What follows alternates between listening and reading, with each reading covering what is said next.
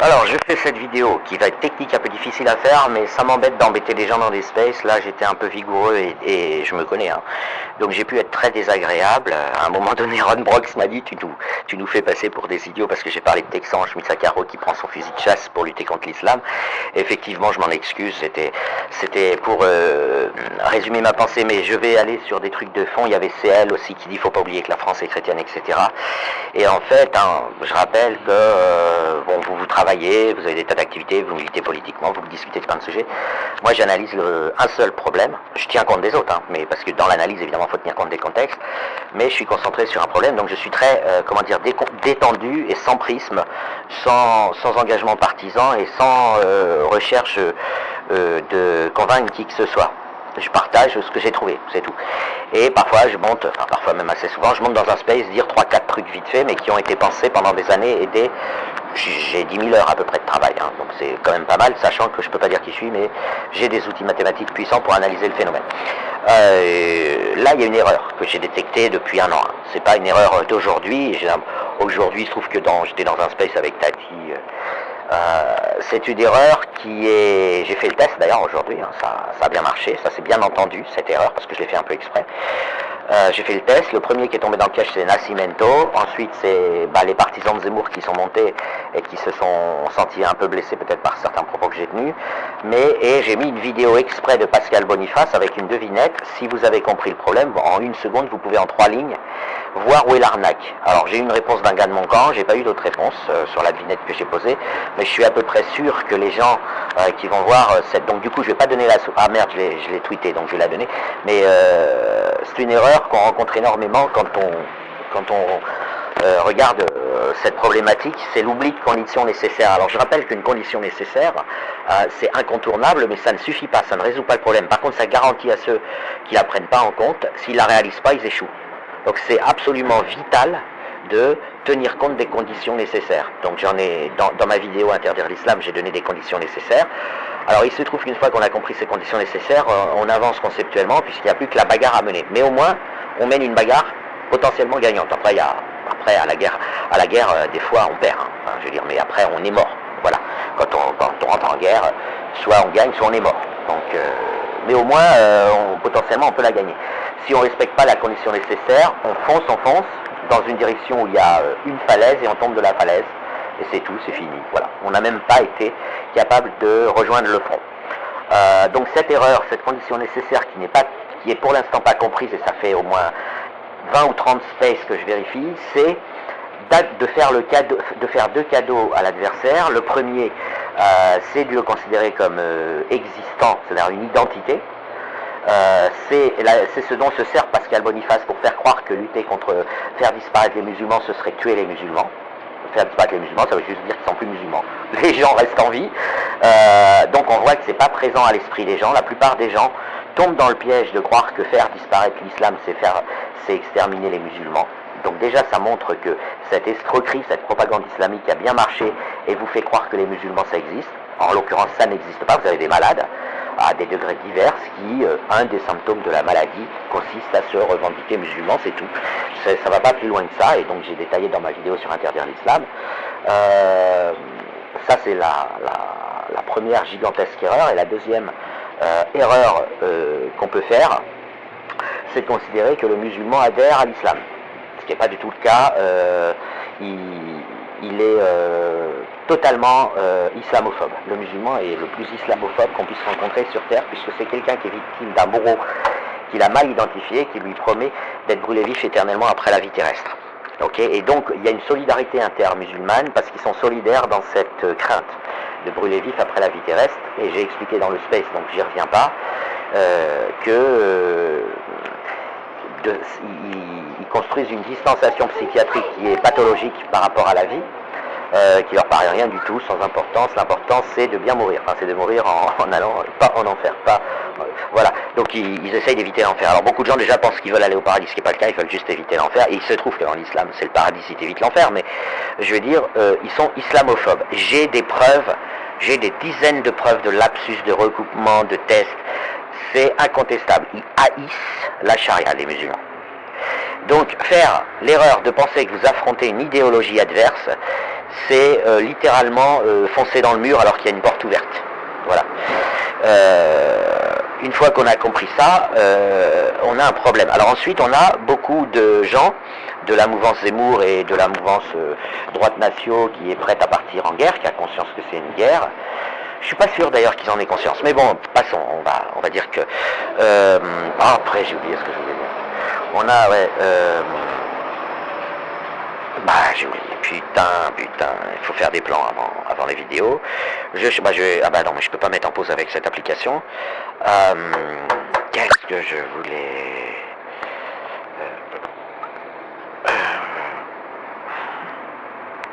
Oh putain, j'ai ouvert une parenthèse. Bon, bah, je vais arrêter la vidéo, je ferai une fusion des deux vidéos, le temps de repenser. Voilà, bon, faut que je fasse attention parce que je suis en extérieur, mais ça a l'air d'aller. La deuxième erreur, j'ai retrouvé ce que je voulais dire, mais j'ai préféré pas gaspiller. La deuxième erreur, c'est la tendance à penser que nos dirigeants sont puissants, le font exprès et subissent pas de pression. Donc de dénoncer le progressisme ou je ne sais quoi, enfin tous les hoquets qui traînent dans le débat trollique, parce que le débat politique il est trollique, les gens cherchent quoi dire pour percuter mais ils ne cherchent pas à analyser vraiment la situation, et la dénonciation du progressisme qui veut à peu près rien dire, qui est une opposition au conservatisme, enfin, voilà, aux conservateurs, ça se définit pas tellement d'une manière plus précise, elle consiste à les dénoncer, alors et à dire, ouais, finalement, si on échoue à communiquer, c'est ce qui m'a été dit par Game Walker, je crois, Ron Brox, qui m'a aussi été dit d'une manière un peu différente par Renard Jaune. Et d'ailleurs, de ces 4 ou 5 acteurs, j'ai aussi reçu comme objection, enfin comme message, si vous voulez, qu'avec Elon Musk et Trump, on pouvait espérer. Donc c'est la même erreur, une espèce de macro-erreur que je vais développer. Il faut prendre en compte le réel. C'est-à-dire, c'est pas en disant, bah voilà pourquoi on échoue qu'on gagne. Quand vous expliquez pourquoi vous échouez, ça reste un échec. Voilà. Si Zemmour, et ça continuera, à mon avis, se fait censurer par les médias, après ne pas l'avoir été, il a été quand même pas mal sur CNews, c'est pas en disant bah oui mais c'est pas de notre faute, les médias ne l'écoutent pas, voilà, enfin prendre en compte, on est dans des enjeux très sérieux, géopolitiques, mondiaux, on a un crime contre l'humanité, dire ouais on a un candidat, on a une équipe, on a des trucs à proposer, mais personne nous permet de les diffuser, on est censuré, j'en sais quelque chose puisque j'ai 50 comptes qui ont sauté en disant 10 fois moins que ce que je dis aujourd'hui, j'ai plus ou moins, à mon avis, c'est pas que de ma faute, probablement, parce que je suis un peu suivi par la DGSI comme vous imaginez, et il y a une parce que en fait je n'ai plus sauté depuis le 7 octobre, donc voilà, tous mes comptes sautaient, et puis à ma grande surprise je pensais sauter avec ce compte, je faisais des tests et j'ai pas sauté, donc il y a des ordres qui ont été donnés à un moment donné pour qu'on ne fasse plus sauter certains types de comptes, ils ont un peu modifié les algorithmes, et parce que c'est des algorithmes, c'est pas des humains. Voilà, si c'est un adversaire, il faut le prendre dans toute sa dimension. Si vous voulez progressistes dans les médias, il faut parler aux progressistes et dans les médias des progressistes et s'arranger pour pas être censuré. C'est pas de dire ah ouais mais nous on dit des trucs et on peut pas les dire en public. Voilà, c'est pas de monter ces associations, on fait voilà, on n'a jamais lancé. Et tout ça pour dire de même, espérer que Elon Musk va sauver le monde de l'islam, c'est un peu rêvé, ou que Donald Trump, ça même le président américain, très peu de pouvoir, ils servent d'électrochoc, voilà, c'est gentillet, et puis sur le plan géopolitique, ils peuvent changer les choses. Mais s'agissant du cancer islamique, c'est un peu compliqué parce qu'il métastase énormément cellule par cellule, si vous voulez, ça individu par individu dans le monde. Donald Trump, c'est un mec à deux bras de jambes et des bombes nucléaires comme Poutine, ça va pas plus loin. Puis voilà, il peut changer un peu l'Amérique, les relations internationales, mais il va pas, voilà, c'est pas le médicament contre un cancer, quoi. Et c'est surtout, si vous vous contentez de dire que le progressisme vous censure, que la mentalité, enfin la mode progressiste, et je le sais, j'en sais quelque chose. J'ai vu, puisque j'ai diffusé le clip de l'UNICEF sur les milliards de fillettes assassinées d'ici 2100 par l'islam, ils ont mis des blancs. Pour figurer les personnages islamiques, ils ont mis des blancs. Donc on sait comment ça marche. Mettre des blancs à la place du prophète, le vieux monsieur tout blanc qui vient violer la petite fillette tout blanche dont les parents sont tout blancs, Julie Gaillet, Vincent Astier. Voilà, je fais ça toute la journée, donc je sais très bien comment fonctionnent les médias. Et je sais que s'il y a un rôle de héros à jouer, ils mettront un noir, un bon métis bien looké. Et que si une femme doit tomber amoureuse de lui, ce sera une gentille blanche fascinée par le beau et remarquable noir qu'il est. Donc ça c'est normal, c'est les médias, c'est le progressisme, c'est tout un logiciel. Mais il me semble qu'il ne faut pas se contenter de se plaindre et de dire que ce sont des nuls, ce sont des pourris. Parce que même si c'est vrai, enfin, je veux dire, ils s'en foutent. Ils s'en foutent des opinions de gens qui votent pour Zemmour ou Le Pen, déjà ces gens-là. Et puis, surtout, ça n'explique pas pourquoi ils ont subitement pris le parti des talibans. Et là, la vidéo durerait 1 heure si j'expliquais comment l'islam contrôle, il ne se contente pas d'influencer, contrôle un grand nombre d'entités occidentales aujourd'hui. C'est assez complexe parce que moi qui ne suis pas du tout complotiste, qui ai même fait une vidéo pour répondre une fois à Christou sur le fait qu'il n'y a pas d'élite mondialiste et que tout ça c'est du délire, là par contre je vous dis, il y a une infiltration de la mafia islam partout. On l'a vu avec la CPI, ils ont mis à la tête de la CPI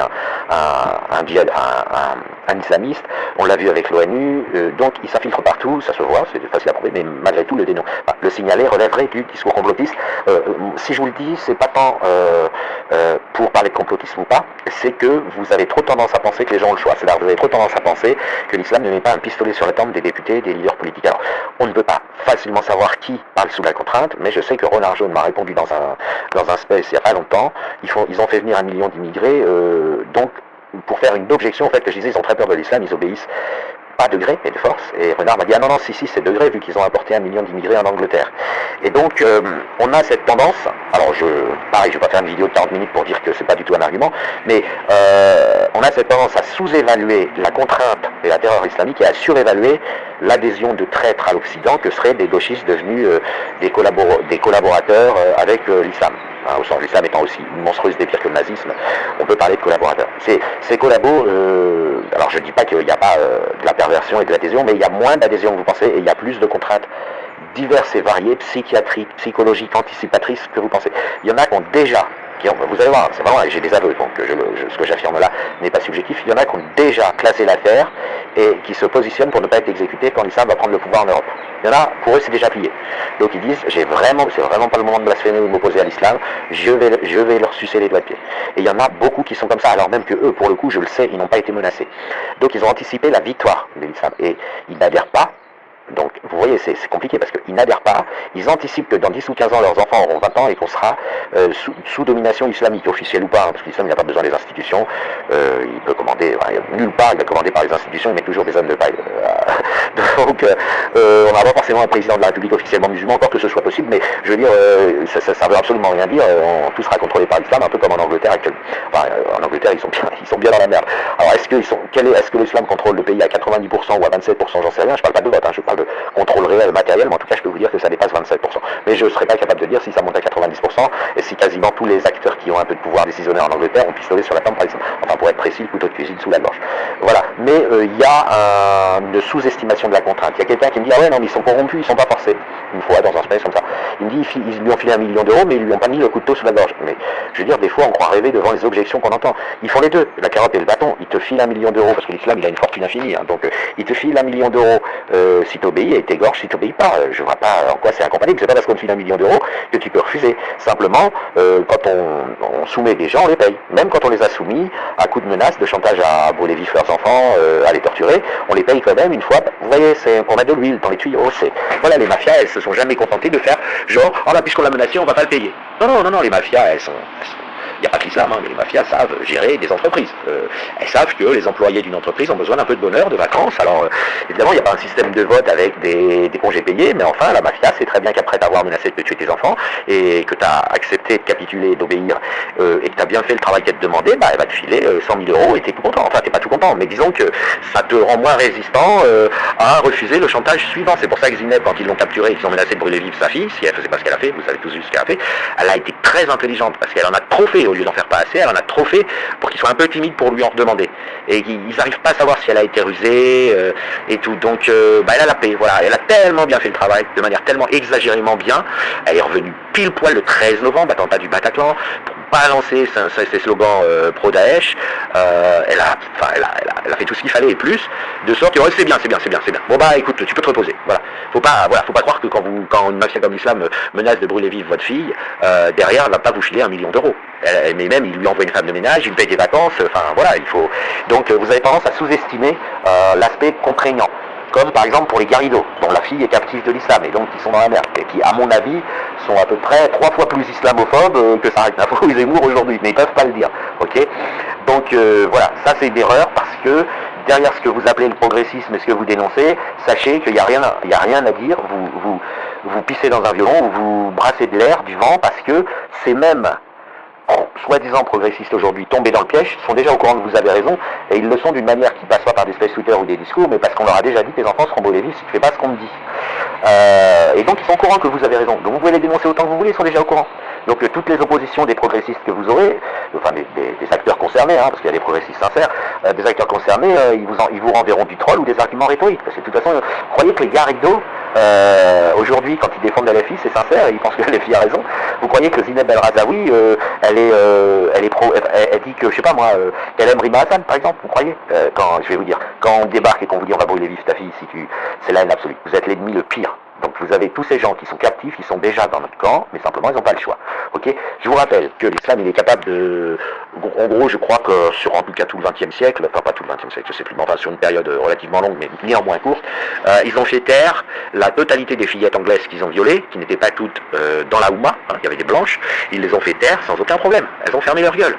Pourquoi voudriez-vous que Garrido ou Zineb ou tous les acteurs progressistes ont été capturés de Louvre quand vous pouvez capturer, violer, torturer et laisser rentrer chez eux des enfants qui se taisent? Réfléchissez. Voilà. Donc, il ne faut pas sous-estimer que c'est une guerre. Parce que beaucoup d'entre vous disent c'est une guerre, mais vous vous comportez comme si on était en paix. Voilà. Comme s'ils allaient respecter les lois, comme s'ils changeaient telle loi sur les OQTF ou sur les immigrés, allaient changer quelque chose. Voilà. Donc, je renvoie à ma vidéo Interdire l'islam. Il faut faire avancer, il faut que les conditions nécessaires soient réalisées. Vous ne pouvez pas interdire un truc en disant c'est une culture différente de la mienne, donc je l'interdis. Ok, vous dites oui, si je peux, je devrais pouvoir. Oui, la droite nation le pense, les gens qui sont, comment dire, pas pour les melting pot le pensent, mais il n'y a plus grand monde qui donne un sens à ces trucs. Et puis concrètement, ça veut dire quoi? Et puis il faut des députés à l'Assemblée, et puis il faut pas être censuré par le Conseil constitutionnel. Enfin, on se noie dans un verre d'eau. On se noie dans un verre d'eau. C'est pas une condition nécessaire pour stopper l'invasion islamique, enfin il n'y a même pas de mots, vous voyez ce que je veux dire, pour stopper le djihad global qui est mené, ça s'appelle un djihad, on va pas se mentir, les frères musulmans, c'est pas la peine de les appeler autrement que des djihadistes, c'est pas parce qu'ils ont la bonne idée de mettre un costard-cravate à la place de se balader en camis avec une épée que c'est pas des djihadistes. Donc, vous pourrez pas gagner et annoncer aux populations qu'on est en guerre si vous expliquez pas que le problème, et le problème je l'ai défini, l'islam est un crime contre l'humanité, donc on a les chiffres, tout est là-dessus, c'est carré, et tous les spécialistes le savent, l'UNICEF a même fait un clip vidéo, donc bon, je veux dire, je crois que les gens qui passent du temps à réaliser un clip vidéo, ils pensent à autre chose et ils savent pas ce qu'ils sont en train de faire en réalisant intégralement à la virgule près le scénario des hadiths de la Sunna jusqu'au détail, jusqu'à la poupée. Je veux dire, croyez pas qu'ils savaient pas ce qu'ils faisaient. Et maintenant, voilà, ils avaient fait ce choix, on va mettre des blancs, blablabla. Mais le deuxième truc qui fait chier tout le monde quand on en parle, c'est de comprendre que le musulman est islamophobe. Et c'est lui qui a le plus peur de l'islam et qui le déteste le plus, puisque c'est un amour-haine terrible, c'est un détraquage psychiatrique, puisque il est contraint de s'y soumettre. La contrainte, c'est la punition s'y soumet par le chantage et d'être brûlé vif très longtemps après la vie terrestre, et oublier la mort, parce que pour eux il n'y a pas de mort, donc ça n'existe pas dans leur système de pensée, et donc il faut vraiment se mettre à leur place. Ils échappent à brûler vif éternellement après la vie terrestre, parce qu'il y a eu une colère de Dieu à un moment donné qui les concernait pas, mais Dieu a fait une punition collective. Et donc ils doivent s'y soumettre, et s'y soumettre ça veut dire ne pas vivre. Il est interdit de vivre parce que vivre est un piège de Satan. Donc ils doivent survivre, attendre, et faire des trucs plus ou moins halal, du genre le MMA, voilà, toujours être dans un djihad plus ou moins direct, ou dans se donner l'impression qu'on est en train de préparer un djihad. Alors il y a même une vidéo très célèbre dans notre mouvement, où ils ont demandé à un prédicateur l'autorisation de sodomiser ses frères, et le prédicateur lui a dit oui, tu peux le faire à partir du moment où c'est pour t'élargir l'anus. Donc il s'intersodomise pour pouvoir émettre ensuite une bombe à l'intérieur de l'anus pour pouvoir mener un djihad. Je vous mettrai la vidéo en lien, vous verrez, c'est du réel, c'est de l'officiel, c'est de l'islamique. C'est pas des marginaux de l'islam qu'on croise pas souvent, c'est parfaitement islamique, normal. Donc comme ça ils ont l'autorisation de se sodomiser. Donc vous voyez, c'est un peu, tout en se déclarant officiellement hétéro, donc on est face à un phénomène assez... il faut comprendre que pour eux, la seule chose qui compte c'est d'éviter de brûler vif éternellement, et qu'ils y consacrent leur vie, donc à commencer par ne pas vivre parce que c'est interdit, et puis au cas où on serait quand même tenté, ou on aurait fait quelques péchés sans s'en rendre compte dans sa vie, de terminer en martyr ou en personne très pieuse. Donc vous avez beaucoup de petits vieux qui commencent à trouver important d'acheter un tapis s'ils n'en ont pas déjà acheté, ou de ressortir le tapis du grenier pour prier, et ils vont pas prier que 5 fois par jour, ils vont prier, etc. Voilà, donc ça les gêne, enfin je veux dire, c'est pas une adhésion à une idéologie, c'est une soumission à une peur absolument pathologique, psychiatrique, c'est destructeur pour eux, c'est destructeur pour nous, et je rappelle aussi une dernière chose, c'est que c'est un suicide collectif qui nous impose. Pourquoi? Parce que, bon, ils veulent éviter l'enfer, mais le problème c'est que plus tu vis longtemps, plus tu risques d'y aller. ok, en enfer. Alors il y en a qui résolvent le problème, c'est une cause d'infanticide normale en islam et courante. Ils tuent leurs enfants avant leur puberté pour garantir à leur enfant qu'il n'ira pas en enfer. Par contre, du coup, eux, ils vont en enfer à cause de ça. Et donc ensuite, c'est pour ça que c'est rare, hein, c'est un infanticide, mais néanmoins existant. Ensuite, ils essayent de se repentir toute leur vie jusqu'à se dire, bon bah finalement, j'ai respecté l'islam, donc normalement, je devrais pas aller en enfer. Voilà. Donc ils raisonnent comme ça, et plus la vie est longue, plus tu risques de faire des erreurs qui te conduiraient en enfer. Et donc, il est quand même important pour eux d'abréger cette vie. Et donc, mais on n'a pas le droit de se suicider, c'est enfer direct. Alors, du coup, ils se suicident de manière sans se l'avouer à eux-mêmes, sans nous l'avouer à nous, sans l'avouer. Mais ils ont hâte, quoi. Ils ont hâte de passer de l'autre côté, d'aller au paradis, voilà, de ne pas rester dans cette dunya à courir le risque de faire des erreurs qui les mèneraient en enfer. Et donc, évidemment, le djihad est un moyen halal de se suicider. Okay, mais pour que ce suicide soit islamiquement valide, il faut tuer des mécréants, il faut tuer plein de mécréants, et puis auparavant, il faut avoir fait l'effort de les soumettre, même si on n'y arrive pas, l'important c'est d'essayer. Donc on égorge, voilà, on fait ceci, on fait cela, enfin vous connaissez la chanson radicale, et puis la chanson pas radicale, elle est beaucoup plus complexe à décrire, mais elle est, en distinguant l'islam de l'islamisme, c'est terrible ce qu'on fait, parce que les gens qui ont apostasé mais qui ne peuvent pas l'avouer, à entendre l'Occident les distinguer de l'islam, ils se disent, bon bah c'est pas demain que je vais pouvoir annoncer publiquement mon apostasie, personne ne me protégera. Donc ils continuent de dire qu'ils sont musulmans. Résultat, les mouvements politiques qui souhaitent affronter ce crime contre l'humanité qu'est l'islam, et ben qu'est-ce qu'ils font? Ils ont l'impression qu'ils affrontent 10 millions de personnes, alors qu'il y en a tout au plus 3 à 400 000 en France, et vous pouvez monter à 2 millions. Vous pouvez monter à 2 millions, mais les autres, une fois qu'on aura tapé fort, ils disent ah c'est bon, en fait, ouais j'y crois pas, c'est tout. Mais pour obtenir ce résultat, premièrement faut lutter contre ce que Renato appelle la loyauté identitaire. Bon, c'est un peu, je dirais pas que c'est un détail, mais c'est un peu une question de force. Là pour le coup c'est une question d'intensité avec laquelle on tape. Mais surtout, là beaucoup plus important, faut lutter contre cette superstition qui pour eux est une certitude, c'est-à-dire qu'ils veulent éviter l'enfer.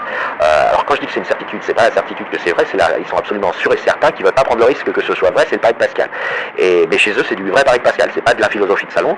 Et donc, si vous voulez casser et avoir moins de troupes contre vous, bah, il faut séparer ceux qui se prétendent modérés. Après, c'est eux qui décideront. Enfin, vous verrez, mais il faut les séparer des radicaux en les aidant à verbaliser pourquoi ils sont si loyaux à l'égard de la Oumma. Et vous verrez que la terreur absolue de risquer d'être brûlé vif éternellement après la vie terrestre, qui pour eux, je rappelle, c'est une vraie punition. C'est comme si on vous menaçait vous de votre vivant.